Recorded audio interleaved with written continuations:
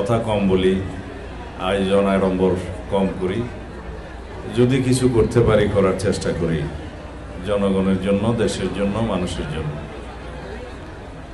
কারণ হায়াত খুবই সংক্ষিপ্ত। এই জগতের জীবনের প্রতিটা মুহূর্ত খুবই মেজর,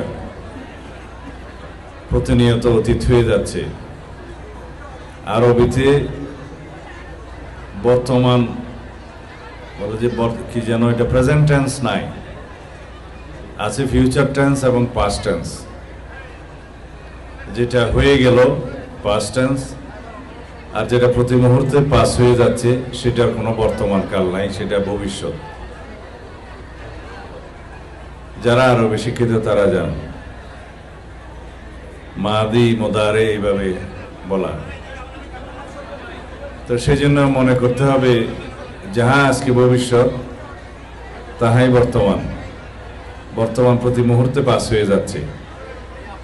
এই আমি কয়েক মুহূর্ত আগে যা বললাম সেটা এখনো অতীতকাল। তো সুতরাং ভবিষ্যতের প্রতিটা মুহূর্ত যাতে আমরা পরিকল্পিতভাবে ব্যয় করি,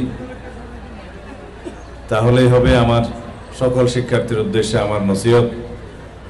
তাহলে আমরা ভবিষ্যৎ নির্মাণ করতে পারব, নিজের, পরিবারের, সমাজের এবং রাষ্ট্রের। কথা কম বললে হয়তো আর দুই চার কথা বলতে পারব।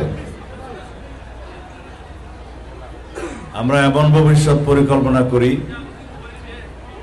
যা আমাদের নতুন প্রজন্মের জন্য, তরুণ প্রজন্মের জন্য উজ্জ্বল ভবিষ্যৎ বিনির্মাণ করবে।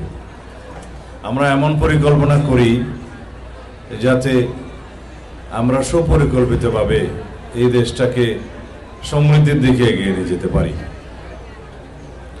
তার জন্য শিক্ষা ব্যবস্থা হচ্ছে সবচেয়ে মৌলিক ভিত্তি, যে শিক্ষা ব্যবস্থার সুষ্ঠু পরিকল্পনার মধ্য দিয়ে জাতিকে এগিয়ে নিয়ে যাওয়া যায়, জাতীয় সমৃদ্ধি অর্জন করা যায়। সেজন্য আমরা শুধুমাত্র ডিগ্রিধারী বেকার সৃষ্টির কোনো পরিকল্পনা করছি না।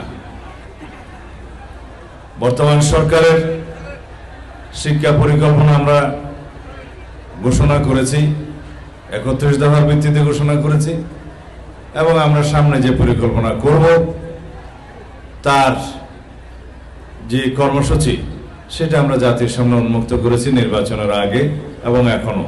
তা হচ্ছে আমরা কোনো বেকার সৃষ্টির জন্য